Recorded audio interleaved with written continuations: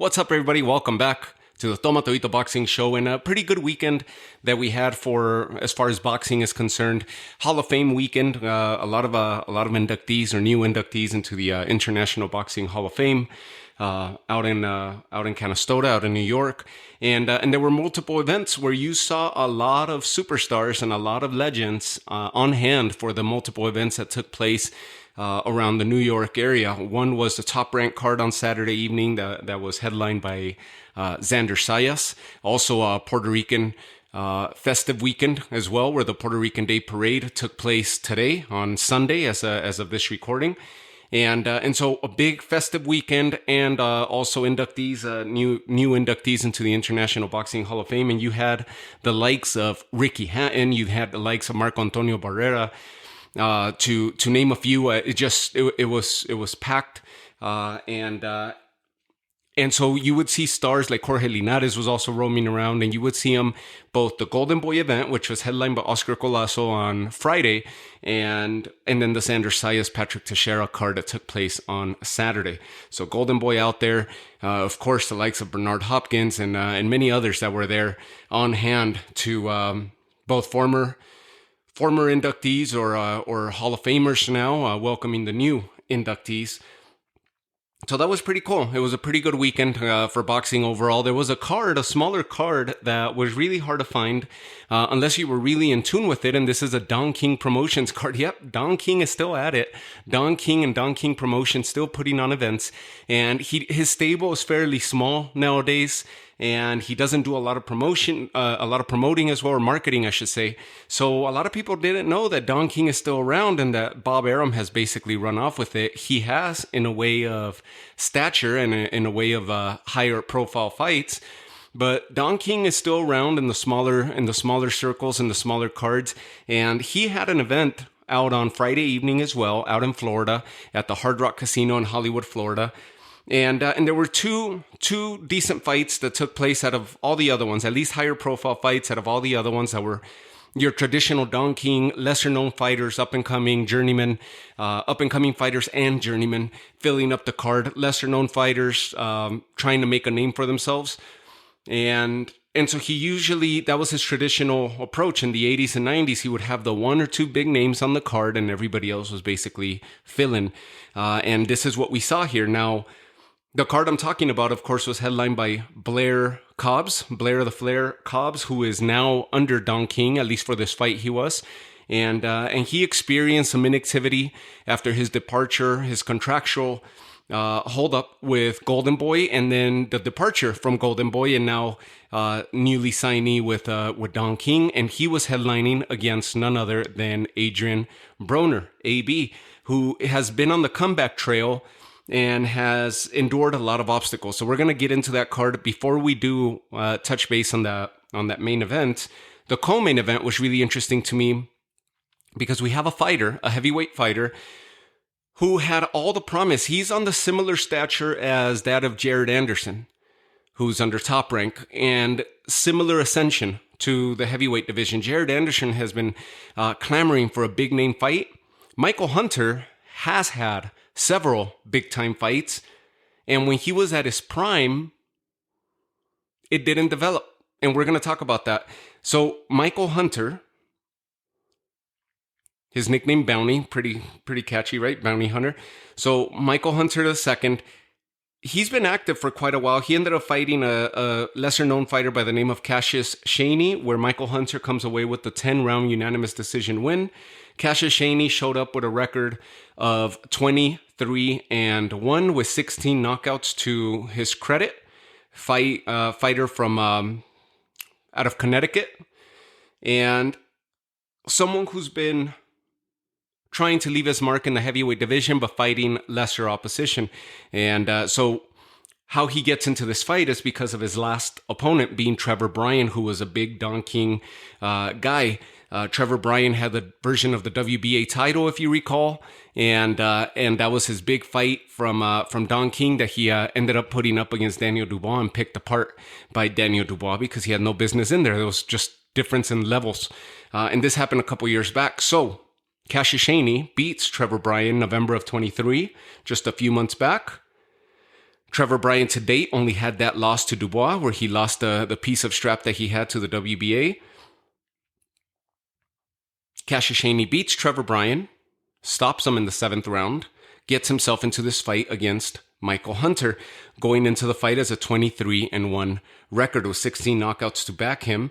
And then Michael Hunter stepping into this with a 22-1-2 record, so very similar records in very similar places in their careers as far as heavyweights are concerned, except that Michael Hunter has been in the ring with top opposition, whereas Cassius Chaney had not. He's just been improving into level of opposition. So I would say like a Cassius Chaney would be perfect for, say, what's his name? And I've interviewed him a couple times now.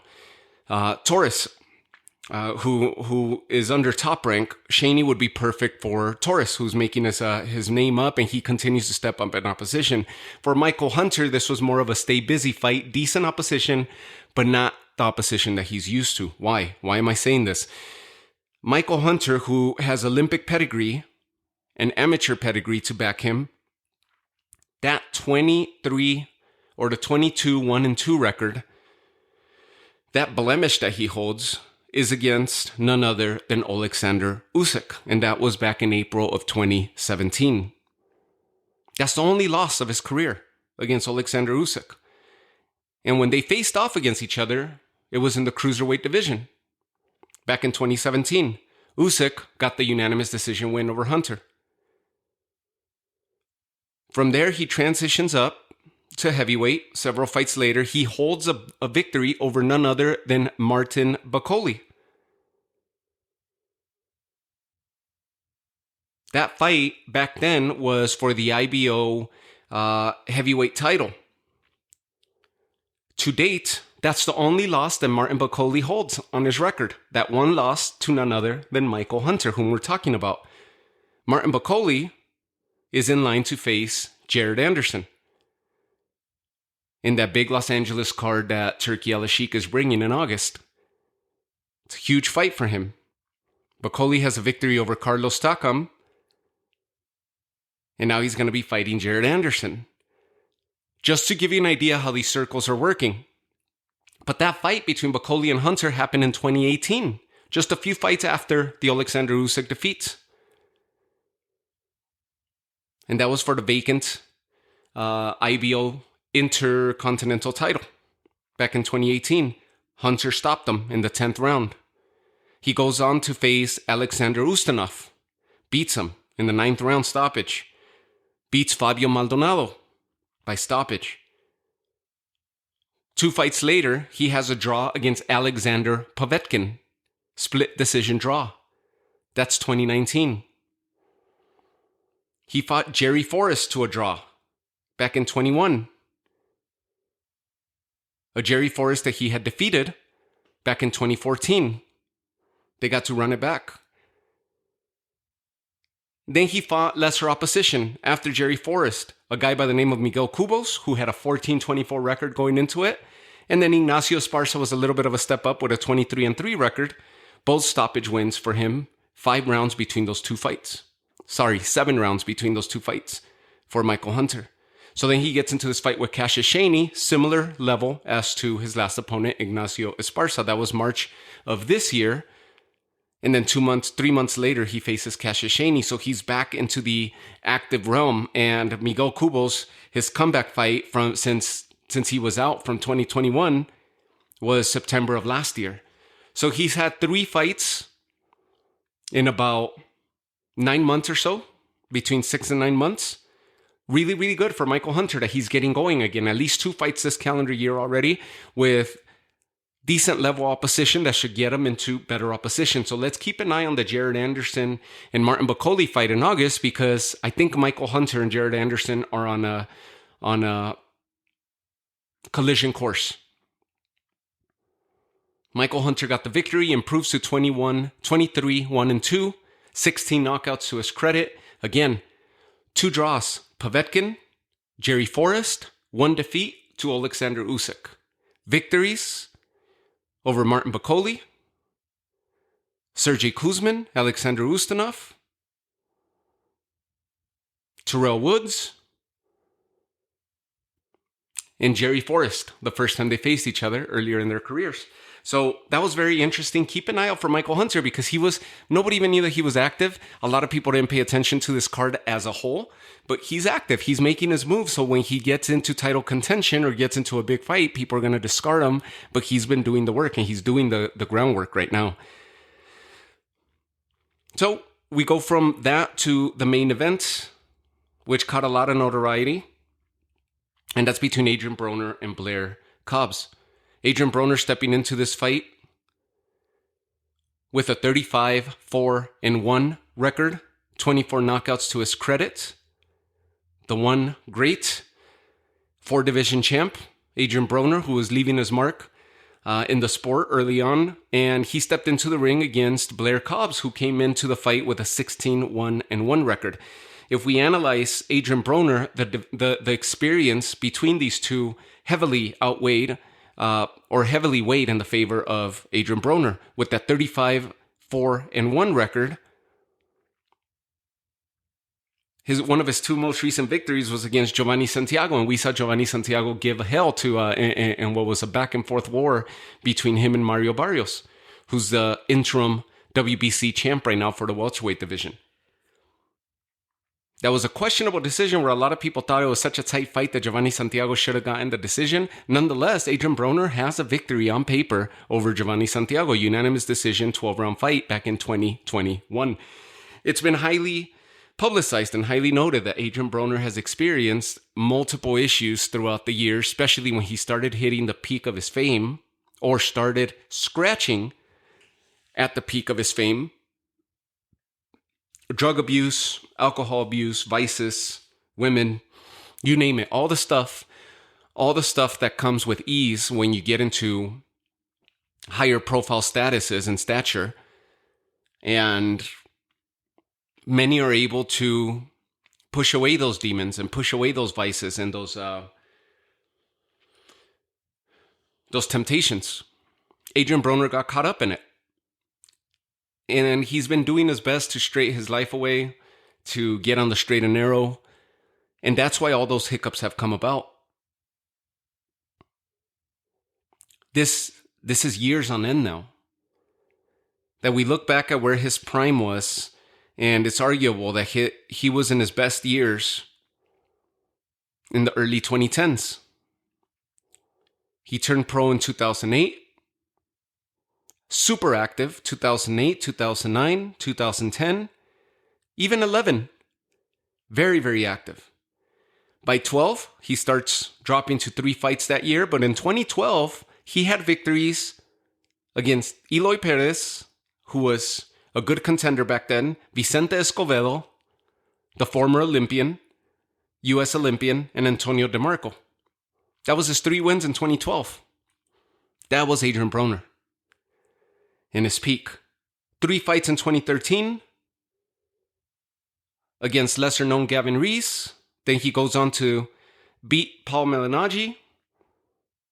And then he lost to Marcos Maidana. That was the fight, a high-profile fight that blew Marcos Maidana into a new stratosphere. It shot him into new stratosphere and new level of opposition after the Marcos Maidana fights that always come to mind, which is Maidana Mayweather, Maidana Broner, Maidana Amir Khan, Victor Ortiz. Those are the fights that always come to mind that you're like, that's what defines Marcos Maidana. And in essence, that was the essence of the Marcos Maidana professional career. This was one of them, that victory over Adrian Broner. That was in 2013 to close out 2013, December.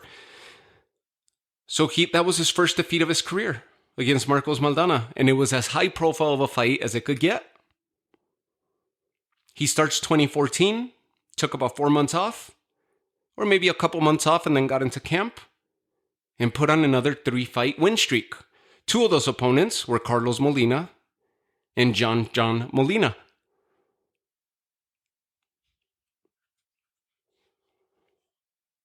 Then he loses for a second time against Sean Porter. 2015.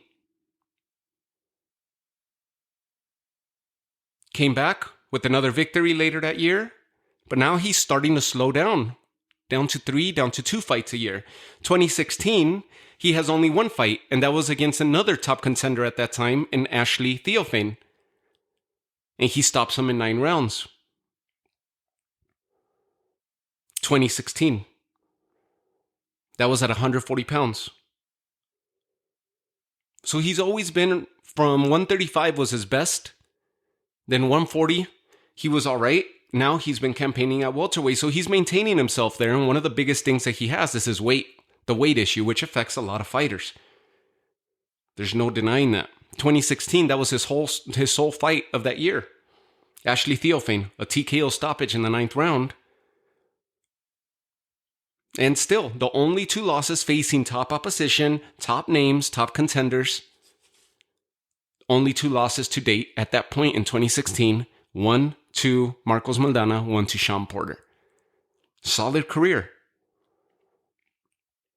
2017, he comes back in February. So Theophane was in April of 2016.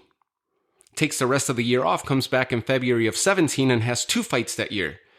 Beats Adrian Granados and loses for a 3rd time in September of that year against Mikey Garcia. Unanimous decision loss where he got picked apart by Mikey Garcia. Nonetheless, what a resume that Broner had at that point. But the issues were starting to be present around that time. Less activity in the ring. You would have reports left and right from camps, from outside stuff going on, lifestyle and nightlife and all that. And you're starting to hear a lot of stuff that's involving him and up-and-coming fighter Gervonta Davis at that time. And they're still good buddies to this day.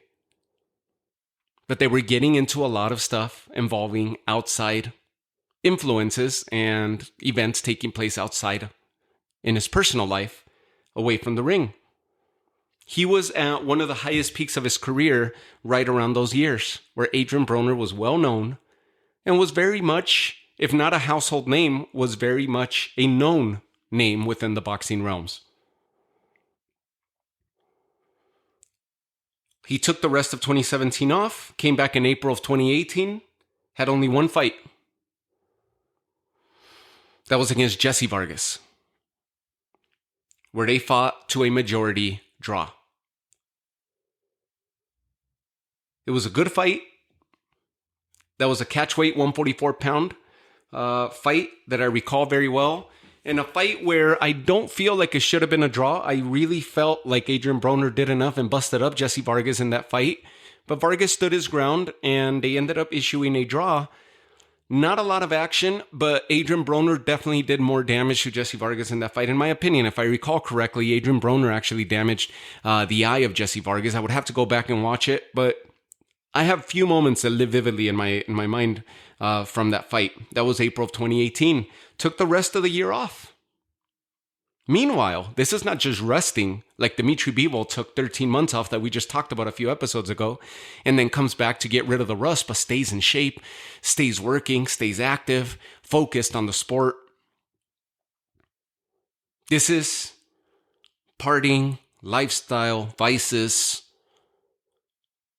not reporting a camp, not staying active, the ego kicking in of, we'll get back to it. We know what it takes to be a champ, so we'll get back to it when we get around to it.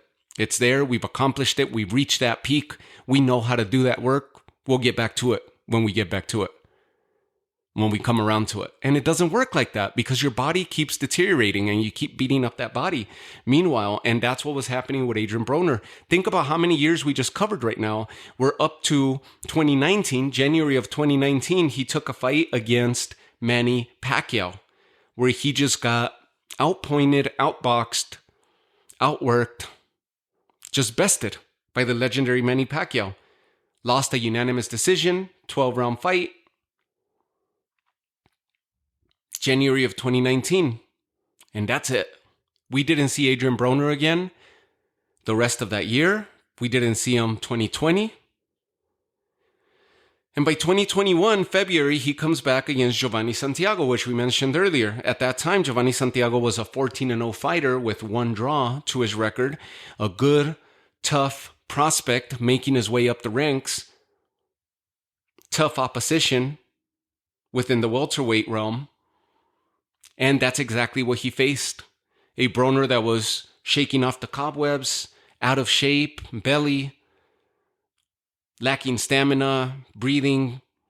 But he still came, and the talent and the pedigree that he has still managed to keep him in the fight, see the fight through to the end, and managed to weigh enough on the judges' minds where he ended up walking away with a unanimous decision win on that night, February of 21. Then we don't see him again the rest of 21. We don't see him for 2022.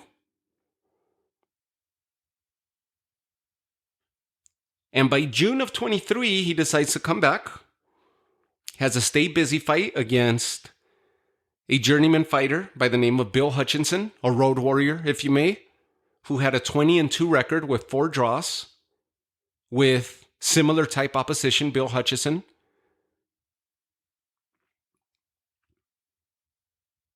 And he comes away with a unanimous decision win, just a stay busy fight. And that's it. We didn't see him the rest of last year until now. Exactly pretty much a year, close to the year to the date. From June 9th of 23, Bill Hutchinson gets a UD on there, the unanimous decision win. And now June 7th comes back against Blair Cobbs. Now, Blair Cobbs steps into the ring with a 16-1-1 record with 10 knockouts to his career. Activity was a favorite, weighing on the side of Blair Cobbs, whereas resume and experience weighed heavily for Adrian Broner on this one. What version of Broner were we going to see? Well, exactly the same version that we saw against Bill Hutchinson, exactly the same version that we saw against Giovanni Santiago, and a similar version, depleted version that we saw against Manny Pacquiao. He woke up a little bit against Manny Pacquiao in that camp because it was Manny Pacquiao. But the other ones, he's basically like, I'll be fine, and then he ends up running into a tough test in the ring and ends up taking it all the way. So he gets the rounds under his belt, but he hasn't improved. He hasn't worked on his craft. He's basically peaked. And Blair Cobbs has been on the up and up. He's a great talent with good boxing ability, who's still coming into his own, who's still developing his style further, and shows slight improvement each time out. His only defeat came at the hands of Alexis Rocha, and that was in March of 22. But he's fairly active with 2 or 3 fights a year. His last fight came against Maurice Hooker in 2022. That was a unanimous decision win, and that was his bounce back from his knockout loss at the hands of Alexis Rocha. He had a draw early in his career against Mario Esparza back in 2018. This is a fighter that turned pro in 2013. And overall, 2 to 3 fights a year, took a huge break between 14 and 17, 3 years, where we didn't see from Blair Cobbs, and so he lost time there. But by 17, 18, 19, he became active and stayed active and has been fighting that way with 2 to 3 fights a year. From 2022, August of 22, his bounce back victory over Maurice Hooker, we didn't see him the rest of 22, didn't see him 23. A lot of it was because of the contractual disputes. Some small ailments that he encountered there, and then the contractual disputes and the standoff between him and Golden Boy, never re-signs with Golden Boy, and now ends up becoming a free agent and goes with Don King Promotions. And his first fight was against a decent name in Adrian Broner, or a big name, a once big name in the boxing realms, in Adrian Broner. So, what version of Adrian Broner were we going to see? We saw exactly the same version that we saw against Giovanni Santiago and Bill Hutchinson.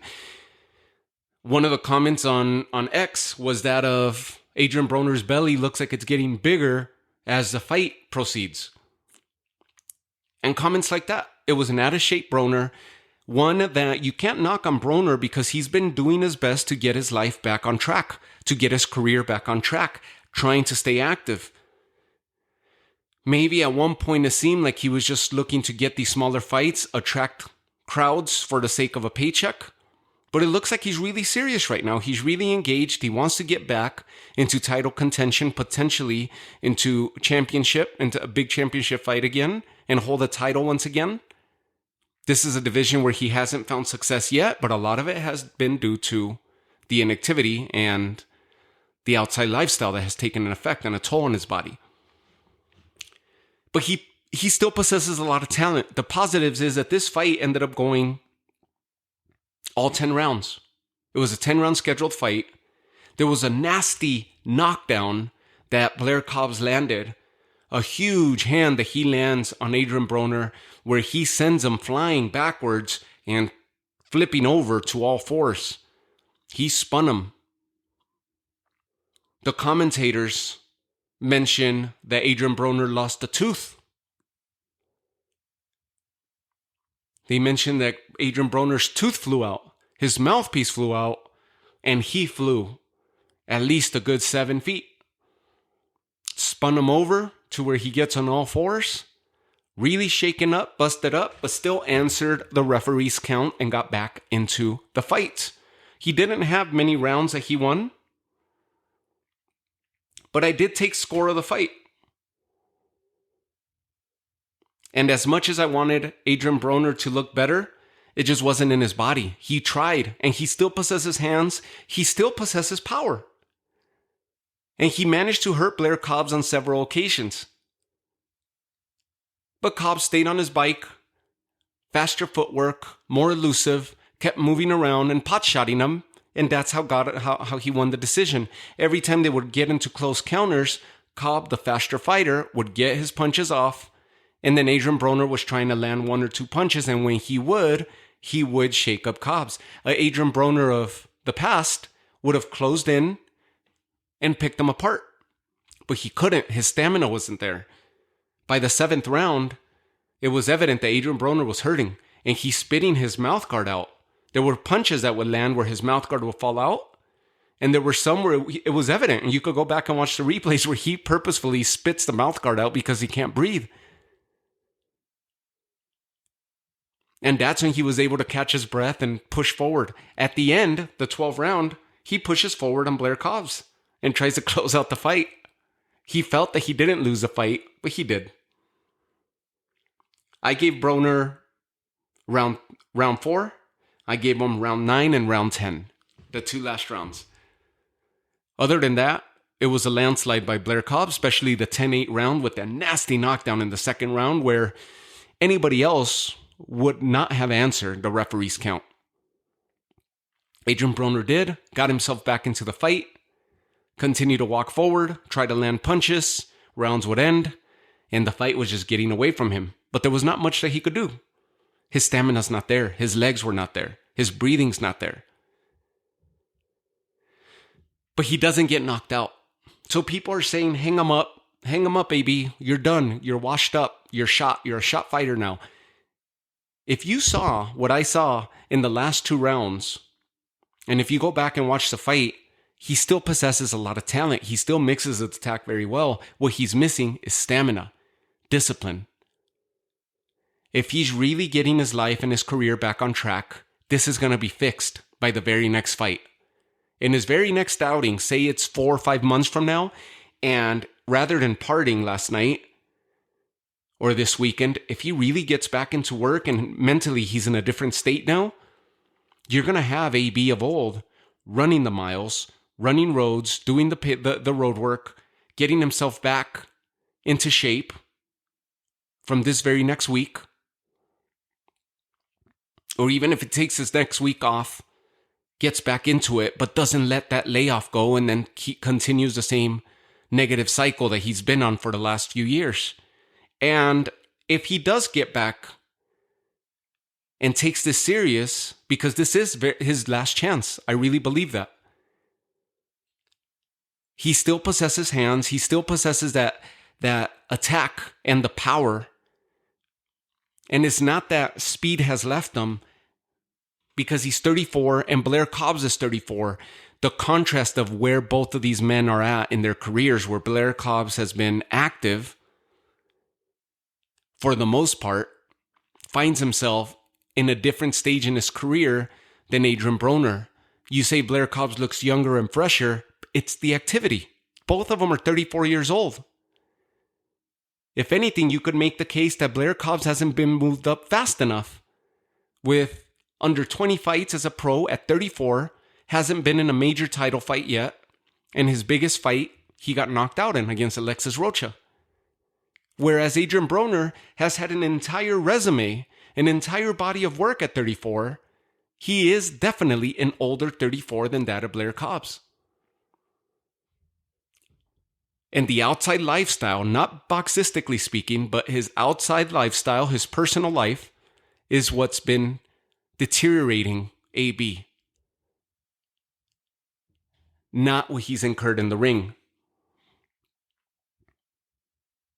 He has a lot of talent still.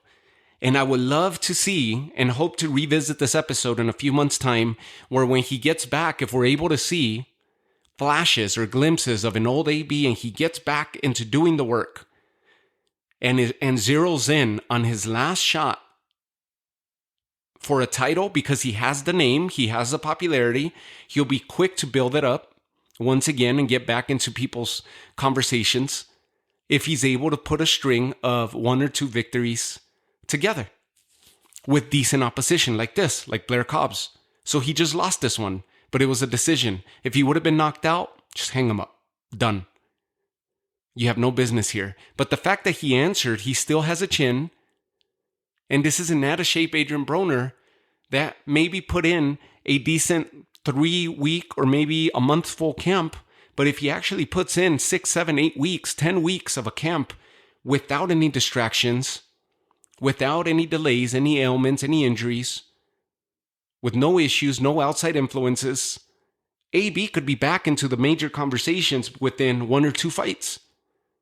And I see an AB that could definitely beat Mario Barrios.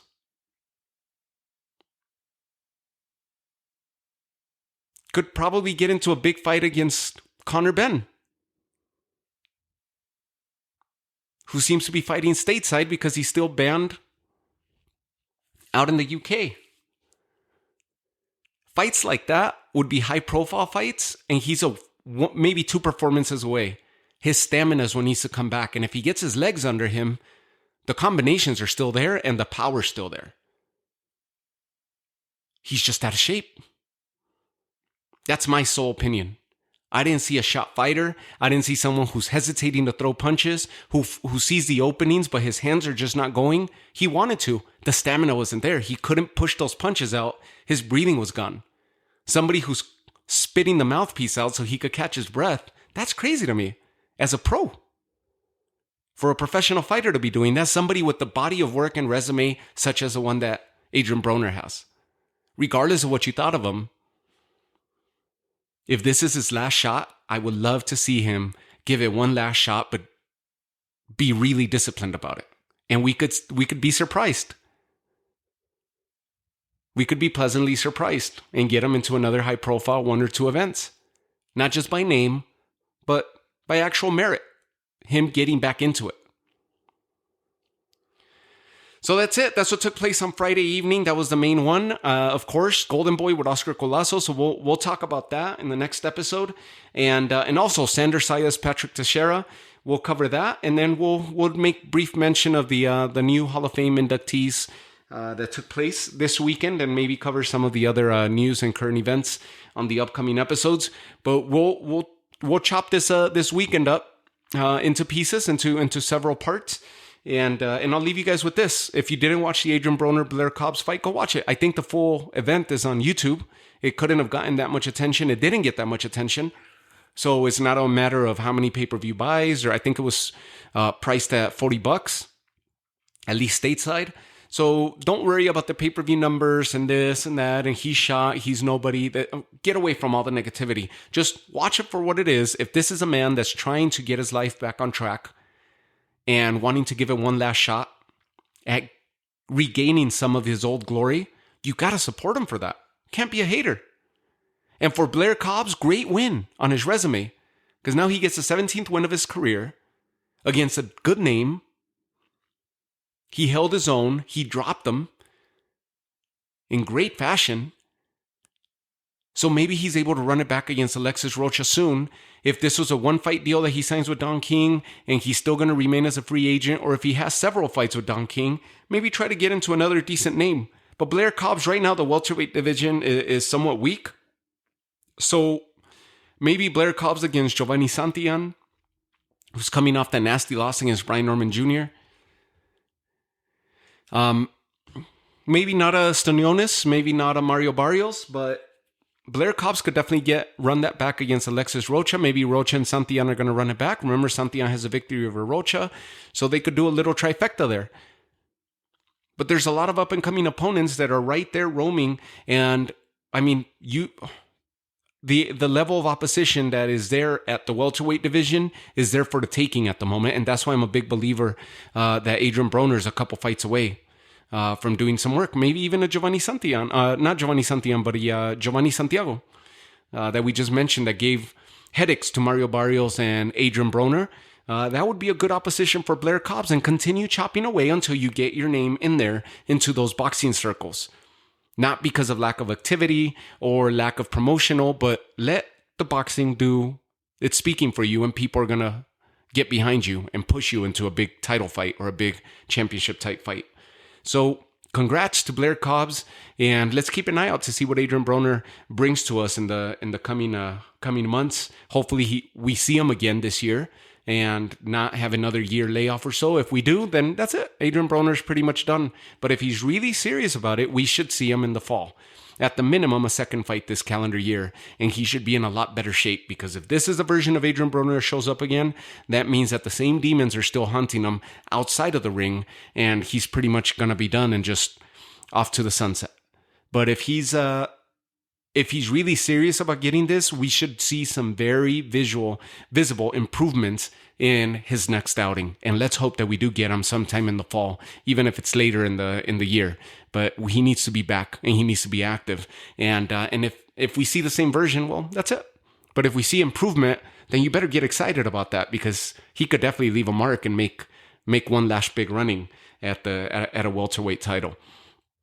So I leave you guys with that. Thank you guys again for tuning in, for all the follows, for the love.